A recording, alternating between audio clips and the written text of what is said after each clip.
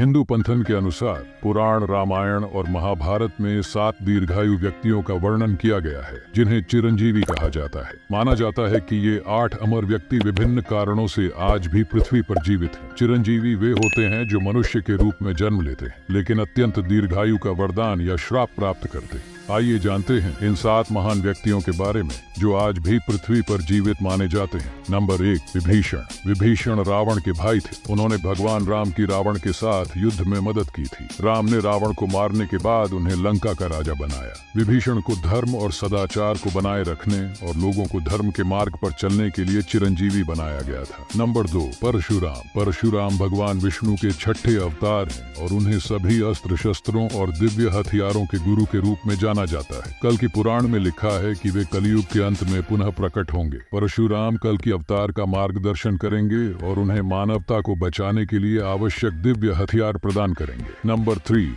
बलि। बलि एक असुर थे और तीनों लोकों के धर्मी सम्राट थे। वामन अवतार के दौरान भगवान विष्णु ने उन्हें चिरंजीवी का वरदान दिया। हर वर्ष ओणम के दिन वे अपने लोगों से मिलने के लिए स्वर्ग लोक से धरती पर आते। ये विशेष रूप से केरल क्षेत्र के लोगों के लिए मान्यता है। नंबर 4, भगवान हनुमान। भगवान हनुमान भगवान राम के सच्चे भक्त थे। कहा जाता है कि भगवान हनुमान ने भगवान राम से यह वरदान मांगा था कि वे तब तक पृथ्वी पर रहें जब तक लोग भगवान राम की पूजा करते। ये माना जाता है कि भगवान हनुमान उन स्थानों पर जाते हैं जहां भगवान राम का नाम लिया जाता है। जो भी भगवान हनुमान को अपने हृदय और आत्मा से याद करता है वह जीवन की दुखों और बाधाओं को पार कर लेता है। नंबर 5, वेद व्यास। वेद व्यास एक महान ऋषि थे जो त्रेता युग के अंत में पैदा हुए और उन्होंने द्वापर युग और वर्तमान कलयुग में भी जीवन व्यतीत किया। ऋषि वेद व्यास ने महाभारत की रचना की थी। यह भी माना जाता है कि वेद व्यास कोई एक व्यक्ति नहीं बल्कि विद्वानों का एक समूह था जिन्होंने वेदों पर काम किया था।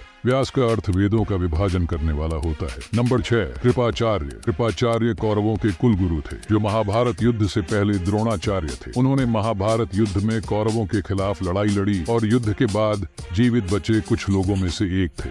उन्होंने अर्जुन के पोते और अभिमन्यु के पुत्र परीक्षित को युद्ध कला में प्रशिक्षित किया था। वे अपनी निष्पक्षता और अपने राज्य के प्रति वफादारी के लिए जाने जाते थे। नंबर 7, अश्वत्थामा। अश्वत्थामा द्रोणाचार्य के पुत्र थे जो एक महान योद्धा थे। द्रोणाचार्य ने भगवान शिव को प्रसन्न करने के लिए कई वर्षों तक कठोर तपस्या की ताकि उन्हें भगवान शिव के समान साहसी पुत्र प्राप्त हो। अश्वत्थामा 11 रुद्रों में से एक का अवतार थे। अपने पिता की हत्या का बदला लेने के लिए अश्वत्थामा ने कायरता से काम किया जिसके परिणाम स्वरूप उन्हें अमरता का श्राप मिला। अश्वत्थामा और कृपाचार्य महाभारत युद्ध में वास्तव में लड़ने वाले और आज भी जीवित माने जाने वाले कुछ ही लोग हैं। अश्वत्थामा अमर हो सकते हैं लेकिन भगवान कृष्ण ने उन्हें श्राप दिया था कि उनके शरीर पर हमेशा घाव और अल्सर रहेंगे जो कभी नहीं भरेंगे।